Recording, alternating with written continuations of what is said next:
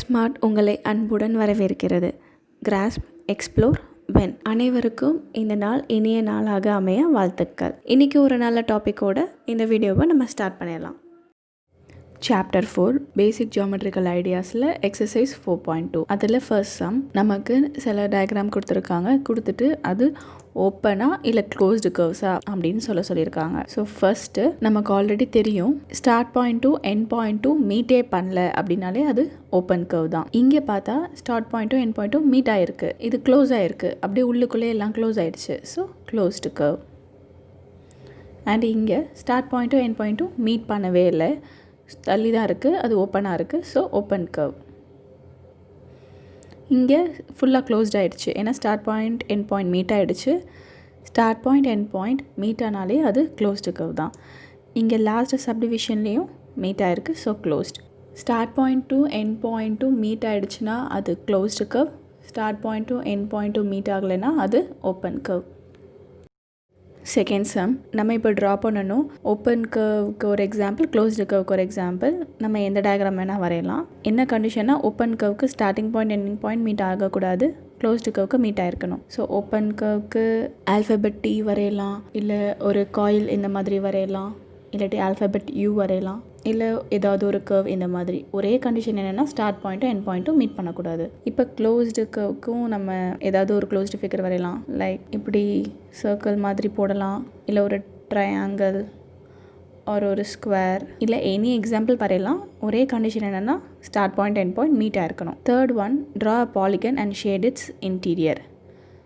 So இப்போ நான் இங்கே ஆல்ரெடி ஒரு 3 சைடட் பாலிகன் வரைஞ்சிட்டு அதுக்குள்ளே ஷேட் பண்ணிட்டேன். இதில் என்ன பாலிகன் வேணால் வரையலாம், ஏன்னா எனி பாலிகன் ஒரு எக்ஸாம்பிளாக தான் வரைய சொல்லியிருக்காங்க. நீங்கள் ஸ்கொயர் வரையலாம், ரெக்டாங்கிள் வரையலாம், pentagon, hexagon, any polygon of your wish நீங்கள் வரைஞ்சிக்கலாம்.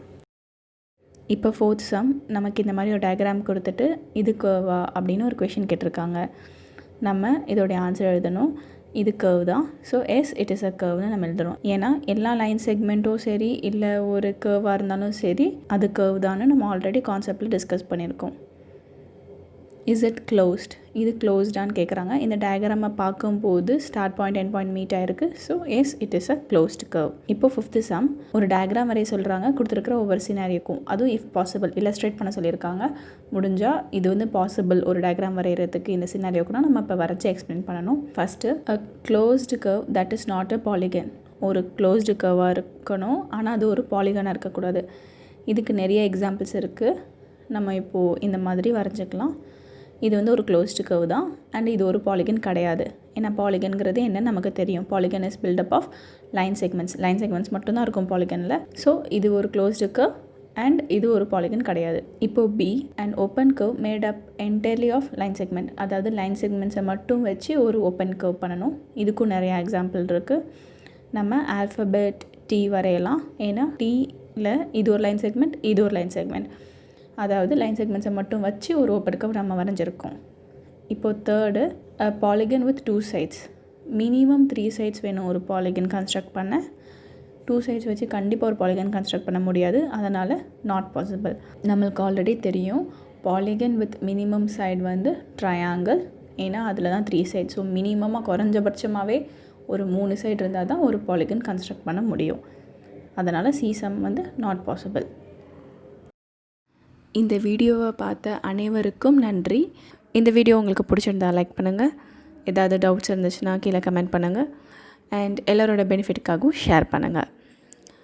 அண்ட் முக்கியமாக சப்ஸ்கிரைப் பண்ணிடுங்க. அப்புறம் எந்த அப்டேட்ஸும் மிஸ் பண்ணாமல் இருக்க அந்த நோட்டிஃபிகேஷன் ஐக்கானையும் ப்ரெஸ் பண்ணுங்கள்.